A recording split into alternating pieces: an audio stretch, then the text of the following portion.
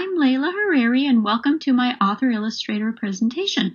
My study will focus on Maurice Sendak, author and illustrator of my all-time favorite picture book, Where the Wild Things Are. I hope you enjoy!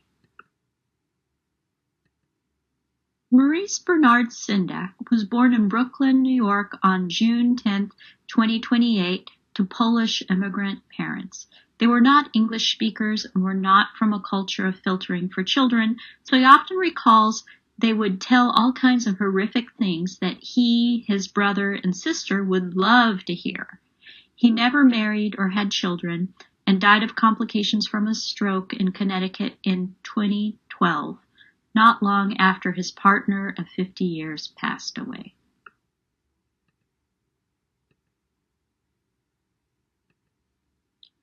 As you can see from this list, in addition to receiving the Caldecott Medal for Where the Wild Things Are in 1964, Sendak received many other high honors for his body of work.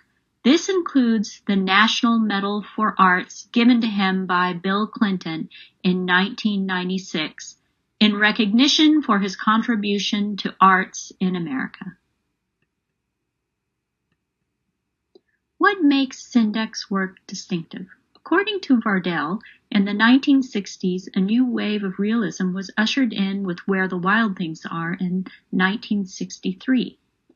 It remains one of the 10 most popular picture books from the list of Publishers Weekly 2000 top-selling children's books of all time.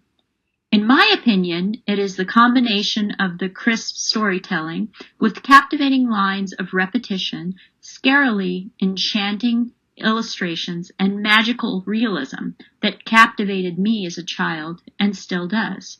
I remember feeling awe at the physical book itself, almost scared to touch it, but at the same time, in love with it.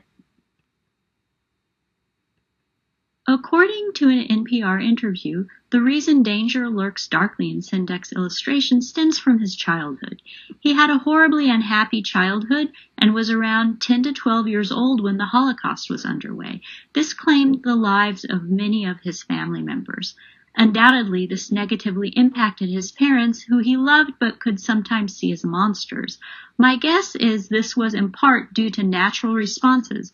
One would assume freaking out, known as mood dysregulation, as the horrors unfolded in Europe. On a lighter note, Little Bear was one of my other childhood favorites, illustrated by Sendak, among many others. Just this past year, Stephen King posthumously collaborated to retell a new Hansel and Gretel picture book using Sendak illustrations provided by his estate. This adds one more to over 100 books Sendak has illustrated. This work lends itself wonderfully to a theatrical read-aloud in a library program storytelling setting. For example, this is one of my favorite parts. But the wild things cried, "Oh, please don't go, we'll eat you up, we love you so." And Max said, "No." The wild things roared their terrible roars and gnashed their terrible teeth and rolled their terrible eyes and showed their terrible claws. But Max stepped into his private boat and waved goodbye. I was personally curious to know more about where the wild things are came from. According to the famous children's book author-illustrators Mac Barnett and John Clayson in their Substack blog, you can't really overstate this book's importance to the history of children's literature.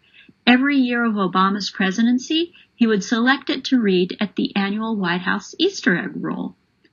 In my opinion, the real world has dangers and threats. Children sense this, even within their own home. Acknowledgement and respect for the threats in narratives helps children. It builds resilience and confidence to face the world with validation and even hopefulness.